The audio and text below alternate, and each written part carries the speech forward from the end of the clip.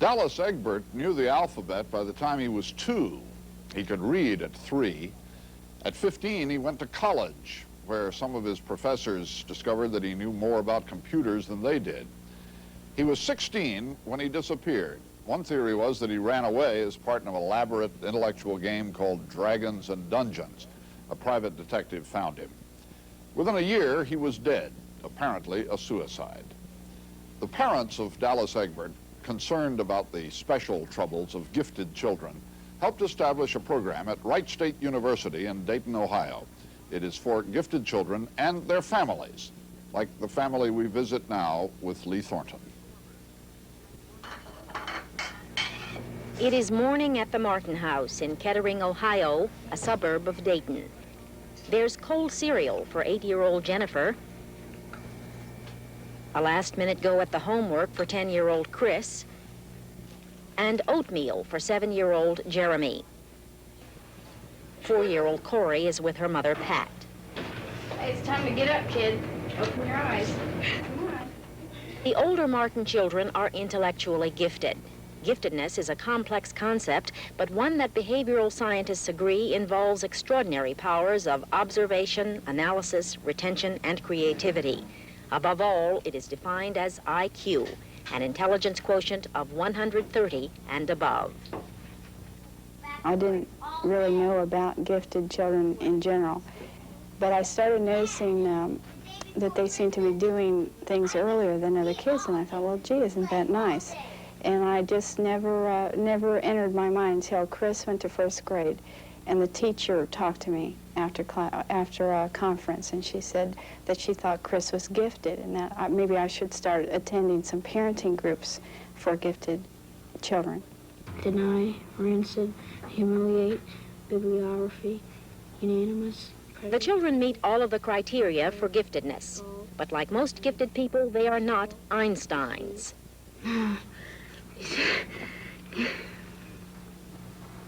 They are in the mainstream of the 500,000 Americans with the highest IQs. Super. Humility, urge, bulk, exhaust, abuse. And along with all of that intelligence come some very definite problems, for even those closest to them often have difficulty dealing with the fact of it. By my own definitions, I don't see where they're anything exceptional. The children's father, Joe, is a tool maker at Wright-Patterson Air Force Base. I don't believe there's any way you can measure a person's potential and then turn around and guarantee that they're going to use it. For one thing, I don't think that you can, in one day's time, find out just what a person can do with their life. But one way or another, gifted people tend to have more of an effect than the average person on the world around them. The Martin children attend Greenmont Elementary, a Kettering, Ohio public school, where they do not simply blend in among the more than 500 other youngsters, because gifted children always have the answers first. 15 take away 6 is what? 9. 9, all right. It is said that to be gifted is to spend a good part of your life waiting for the rest of the world to catch up. The answer's 4, very good. 17. 17, good. Now can we subtract, Jenny? Yes. But the concern of these children with achievement and performance often leads to friction with their average classmates. At school, sometimes some kids that are real jealous, they keep calling me brain and dictionary, things like that. Why do you suppose they do that? I don't know. How do you feel when they do that? I feel like I don't want to be gifted anymore.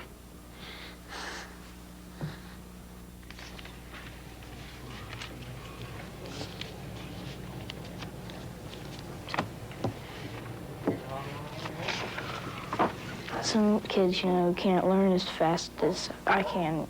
They're slow learners. Well, they try to act tough and cover up, for what they are. And they boss me around, and they try and push me, knock me out and all that, I think sometimes he creates, or some of the kids create their own problem because, and they're not realizing this, is sometimes they jump in and they contradict people and they think that they know all the answers.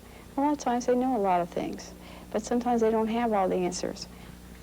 But Chris worries about things that he cannot change, things like the state of the world. It is characteristic of gifted children to have such concerns far earlier than the average person. I think we have too much hatred in the world. That's a whole problem. If we had more peace and all that, just dropped all the weapons and all that, we'd have a better world. That's what I think, Do you ever worry about that? Yeah. Right now I'm worrying about the atomic war that should be coming up in the next 20 years, where the Russians have atomic bombs and we've got atomic bombs, and if we both send them off at the same time, it'll blow up both continents and there won't be any world left, see, so. Do you think many of the kids worry about that? All those who can understand about it, are worried about it. With a child that has complex thoughts, to remember that they're as young as they are, even though they're able to express a lot of the things that they're able to say. As awareness of the special needs of gifted children grows, recognition of the needs of their parents is also growing. One program for them is underway at Wright State University's School of Professional Psychology. If you know you're different and you haven't learned to any experiences, you have to feel a little inferior when you're that age. My child has a very high self-concept. Well, so does mine. But what was happening in school, when he wasn't pleasing this teacher, all of a sudden his work was sloppy, and it was never sloppy before. My son was very upset. He says, "Aren't I allowed to make mistakes?" And yes, I think he is allowed to make mistakes, and so I don't feel that a teacher has a right to expect too much of him any more than I should expect too much of him. The group leader is Professor James Webb.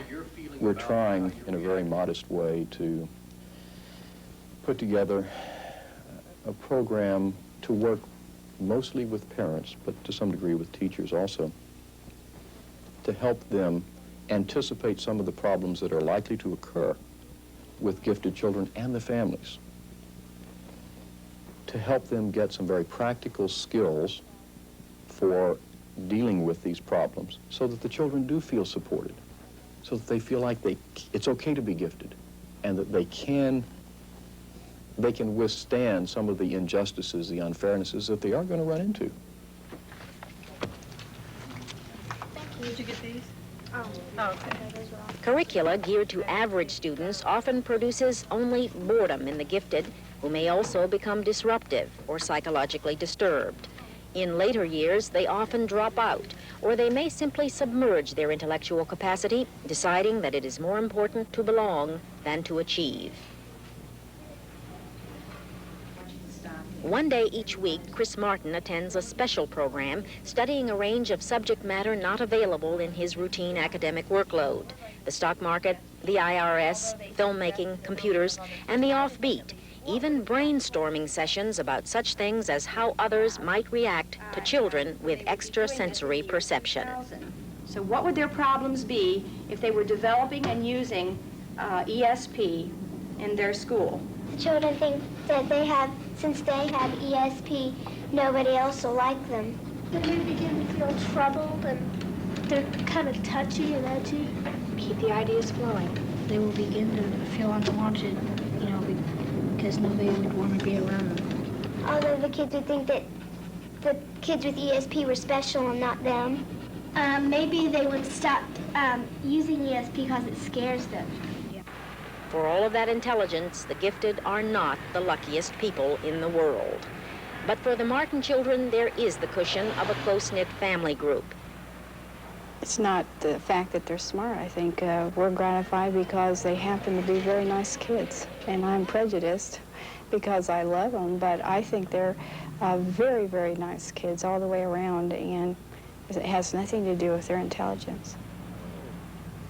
I just think about myself as being, you know, somebody else, you know, one of the group who, you know, I'm somebody, I'm not somebody really special.